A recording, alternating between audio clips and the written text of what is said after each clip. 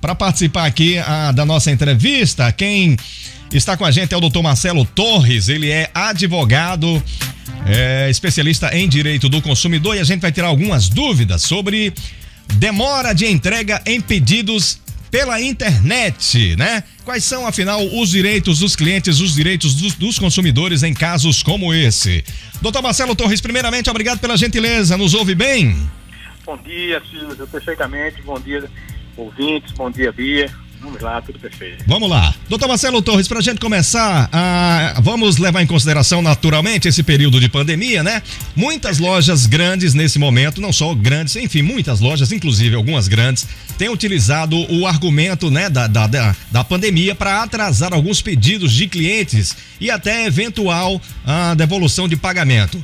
Afinal, isso pode, doutor Marcelo?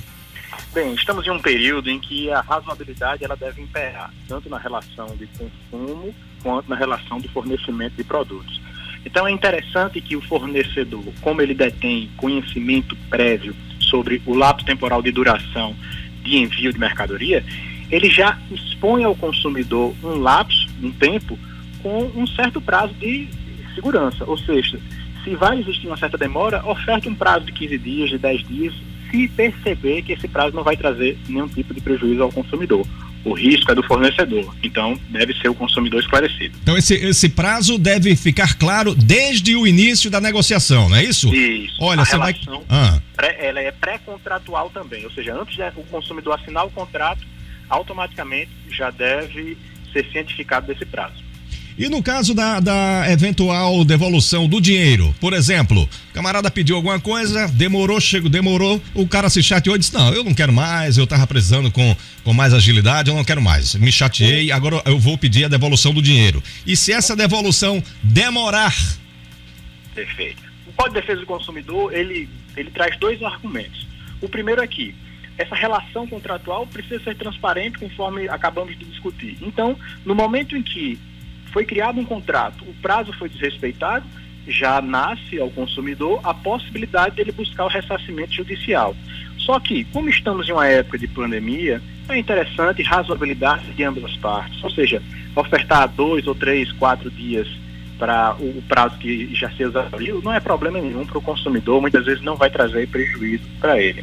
Agora, o artigo 49 do Código de Defesa do Consumidor, ele expõe que quando o consumidor recebe o produto em sua residência, há uma compra que foi realizada à distância, ele dispõe de um prazo de até 7 dias para desistir dessa compra. Então, recapitulando, o consumidor compra o produto à distância, ou seja, pelo telefone, pela internet, por algum site, até mesmo pela rádio. Quando o produto chega às mãos do consumidor, ele dispõe de um prazo de até 7 dias para desistir. E sem nenhum custo. O consumidor desiste, devolve o produto e tem seu dinheiro de volta. Se o dinheiro não é ressarcido no prazo, sim, aí cabe a judicialização. E esse prazo de 7 dias, doutor Marcelo, é apenas para compras feitas à distância, online? Exato, presencialmente não é isso?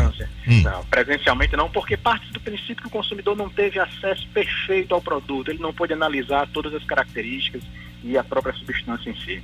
Agora, vamos terceirizar aqui a questão para ficar mais completa, né? Se houver atraso dos Correios, né? De alguma maneira, eu não sei como é que se comprovaria isso, mas enfim, se o atraso for dos Correios, ainda assim é possível entrar na justiça contra os Correios, não? Bem, o consumidor gerou uma relação de consumo com o fornecedor. O fornecedor tem uma relação com o consumidor, então os Correios seriam meramente um intermediador. Ou seja, sob essa irresponsabilidade possível dos Correios, deve imperar a responsabilização do fornecedor. Então, os Correios demoram para entregar, o consumidor busca o ressarcimento contra o fornecedor e o fornecedor, num outro procedimento, busca o ressarcimento com os Correios. Não é obrigação do consumidor provar que os Correios promoveram negligência ou imprudência. Beatriz Leão. É interessante essa fala agora do Dr. Marcelo, porque muitas vezes tem vários ouvintes que já reclamaram de questões de não saber aonde está o seu item de compra. Vai no site dos Correios, olha se o produto está em Recife, e quando está em Recife e vem para Natal, muitos reclamam que não aparece a transição do item para você saber onde ele está, né?